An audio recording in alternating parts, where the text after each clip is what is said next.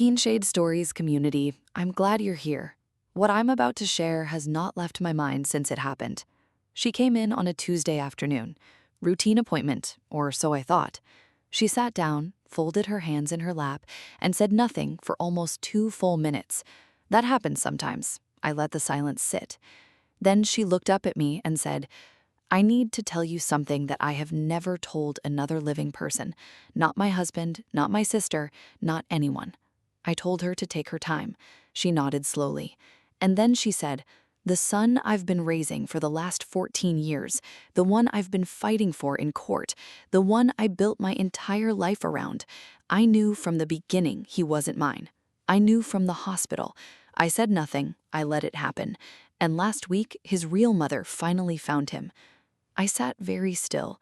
My notepad was on my knee, and I did not write a single word.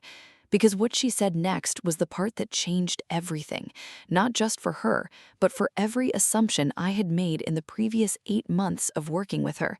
She said, she's not angry at me, she's thanking me, and that's what's destroying me. Before I go further, I want to be clear about something. Every story I share on this channel comes from real clinical experience, and every detail has been changed to protect the privacy of the people involved. What you hear today is one story. It is not a prescription for how to feel or what to do. Her name was Keisha. She was 43 years old. She came to me originally from Omaha, Nebraska, though she had been living in the same suburb for about 11 years by the time we met. She was a project manager for a mid-sized logistics company. Married, her husband's name was Raymond, for 16 years. They had one child together, a son named Dominic, who was 14 at the time. From the outside, Keisha's life looked stable, orderly even. She was the kind of person who color-coded her calendar and always answered emails within the hour. She came to me initially for what she described as low-grade anxiety that won't go away. I hear that phrase a lot. It almost never means what it sounds like. We had been working together for about 8 months before the Tuesday she walked in and said what she said.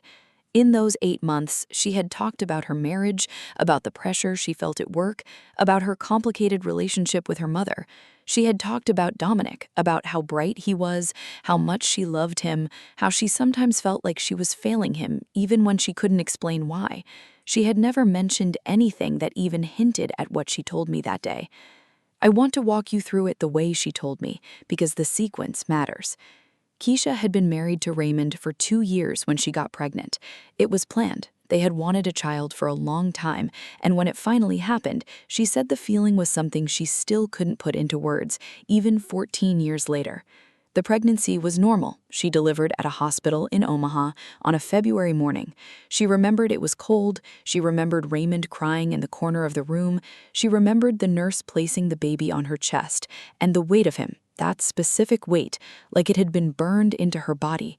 But something happened in that hospital that she had never talked about. When Dominic was about 6 hours old, a nurse came in and was acting unusually, her word was flustered. The nurse took the baby for what she said was a standard newborn screening and was gone for longer than Keisha expected. When she came back, she was calm, professional. Everything looked normal. Keisha said she noticed something different about the baby's wristband, but told herself she was exhausted and probably confused. Raymond wasn't in the room. He had gone to make calls to family. And Keisha, lying in that hospital bed, bone-tired and overwhelmed, looked at the baby in her arms and thought, he looks different than he did before. Not different in a dramatic way, just different. She didn't say it to anyone. She told herself she was irrational. She told herself that newborns change by the hour. She took the baby home 3 days later and never said a word. I asked her, when did you first start believing something had happened? She said, before we left the hospital, but I couldn't let myself believe it. I asked her what she meant by that. She went quiet for a moment. Then she said, I mean, I knew. Somewhere I knew, but I had a husband who was so happy. I had a family that was calling every hour. I had a nursery at home that Raymond had painted himself. I didn't have room to know. That phrase, I didn't have room to know, stayed with me for a long time. Over the years, Keisha raised Dominic. She loved him. She said that was never in question. She read to him every night until he was 9 years old and insisted on stopping himself. She drove him to soccer and math tutoring and dentist appointments. She fought for him when his school wanted to put him in a program she didn't think was right for him. She sat with him when he was sick and couldn't sleep. She said the love was real. She needed me to understand that. I told her I did. But there was always something underneath, a thought she couldn't quite bury. When Dominic was around 3, she said she started noticing things. He didn't look like Raymond. That wasn't necessarily alarming on its own. Children can favor one side of the family strongly. But he also didn't look like her. He didn't look like her mother, or her father, or her sister, or any of the cousins she grew up with. He had a particular look to him that she couldn't place. She told herself she was projecting. She told herself she was being paranoid. She put the thought in a box and closed the lid. When he was 7, he brought home a school project about ancestry. It was a simple thing, a family tree poster on construction paper. He'd drawn stick figures and written names. Keisha said she looked at that poster and felt sick for reasons she couldn't explain to Raymond, so she said nothing. When he was 11, a relative made a comment at Thanksgiving, offhand, probably meaningless, about how Dominic didn't look like either of them. Raymond laughed it off. Keisha went to the bathroom and stayed there for 10 minutes. She never did a DNA test. I asked her directly why not. She looked at me and said, "Because if it came back the way I was afraid it would have to do something, and I didn't want to have to do something. He was my son. I didn't want that to change." I asked, "And if it came back and confirmed he was yours biologically?" She said, "Then the thought would finally stop, but I think part of me knew it wouldn't come back that way." She had been living in that suspension for 14 years, not knowing for certain, not wanting to know, just loving a child and carrying a question she never answered. Then, 3 weeks before the Tuesday she came in and told me all of this, she got a phone call. The woman on the other end of the line introduced herself carefully. She said her name was Patricia. She said she was calling because her son, her biological son, had just turned 14, and a home DNA test she had done 6 months ago through one of those ancestry services had connected to Keisha's Dominic through a distant relative who had also used the service. The match was too close to be anything other than what it was. Keisha said she stood in her kitchen and held the phone and did not speak for a very long time. Patricia was not angry. That was the thing Keisha kept coming back to. She had expected anger. She had expected accusation. She had prepared herself. In some compartment of her mind, she had probably been preparing for years, for a confrontation, for someone blaming her for something, for the worst version of this phone call. But Patricia was not angry. Patricia said she had spent years trying to find out what happened. She said she had gone back to the hospital, that there had been a documented incident involving 2 newborns in the same ward on the same night, that the hospital had settled a lawsuit quietly years ago, a lawsuit Keisha had known nothing about because she had never come forward, had never filed anything, had never said a word to anyone. Patricia said she didn't know if Keisha knew or not. She said it didn't matter to her anymore. She said, "I just want to know that he's okay. I just want to know that he had a good life." And Keisha, standing in her kitchen with the phone against her ear, said, "He did. He has." Patricia thanked her. And that thank you, that quiet, genuine thank you from a woman who had every reason to be furious, was what finally broke Keisha open. Because Keisha had spent 14 years half believing she was a bad person, holding something she never let herself fully look at, afraid that if the truth came out, people would say she had stolen someone's child, afraid that everything she had built, her marriage, her family, her sense of herself as a mother, would be dismantled. She had been waiting for the punishment she thought she deserved, and instead, she got gratitude. She told me, "I didn't know what to do with that. I still don't." She also told me she had not yet told Raymond.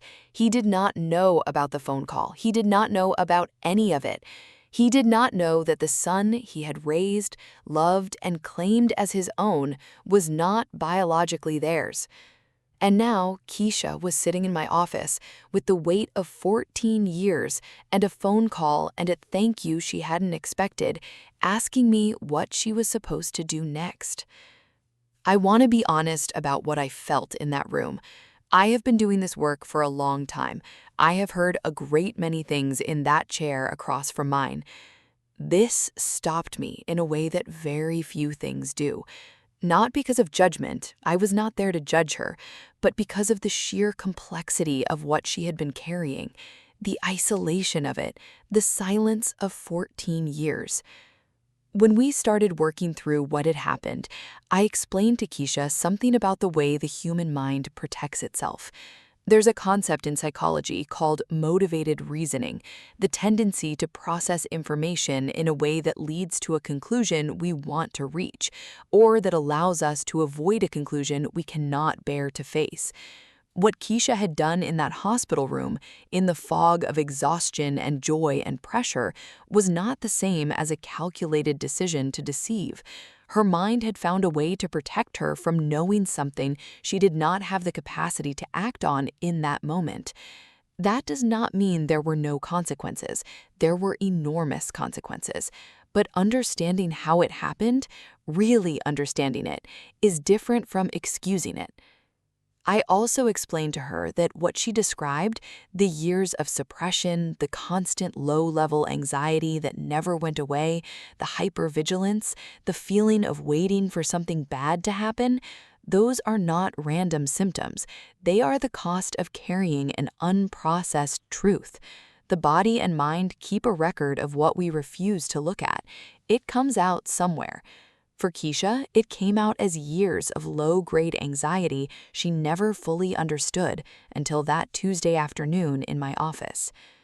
Together, we looked at what disclosure might mean for her and for her family, not whether she should tell Raymond. That was her decision to make, and I was not going to make it for her, but what telling him might look like, what not telling him might cost, and what she actually feared most about each path. We talked about Dominic, what he might need to know, when, from whom.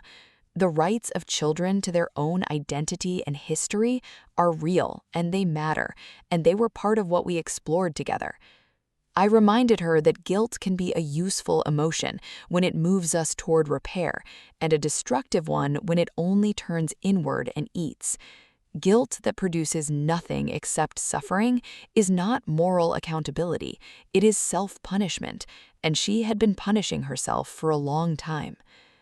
I told her that the work ahead, the conversations she had not yet had, the truths that still needed to be spoken, was going to be hard, but that she had already survived 14 years of carrying this alone. She was not the person who would collapse under the weight of honesty. She was the person who had, somehow, raised a child with love under conditions of profound internal conflict, and that said something real about who she was. I also told her that Patricia's gratitude, as unexpected as it was not something she needed to dismiss or feel suspicious of. Some people, when they finally get what they've been searching for, lead with the thing that matters most to them, and what mattered most to Patricia was knowing her son had been loved. That was a gift, even if it arrived in the most complicated package imaginable. We also talked about Dominic himself. He was 14. He was at an age where identity is not abstract. It is urgent. It is constant. It is everything. Whatever conversations would need to happen with him were going to require care and thoughtfulness, and probably the help of someone who specializes in adolescent development. I encouraged Keisha to think about that support not as a crisis measure, but as something she could offer her son proactively before the information arrived in a way she couldn't control. Keisha came back the following week. She looked different, not lighter exactly, more present, like she had decided to stop spending energy on holding something at arm's length and had finally just let herself stand next to it. She had not yet told Raymond, but she had called Patricia back. They had talked for almost 2 hours. She said it was one of the strangest conversations of her life, and also one of the most important. She said, "She told me she could see his face in a photo a relative had shared. She said she hoped we could figure out how to do this in a way that doesn't break him."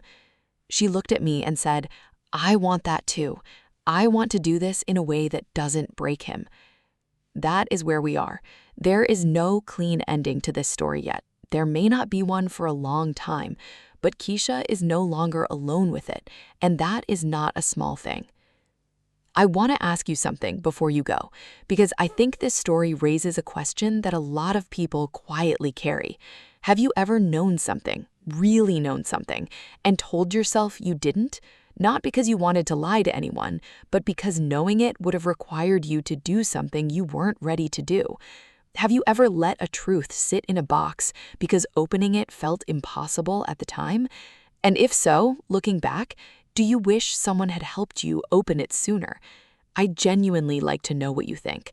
Leave your thoughts in the comments below. I read more of them than you might expect, and the conversations that happen there matter to me. If this story moved you, please like it. It helps more people find this channel who might really need it. And if you're not subscribed to Kinshade Stories yet, this is a good time. New stories go up regularly, and every single one is worth your time. Thank you for being here today. Take good care of yourself.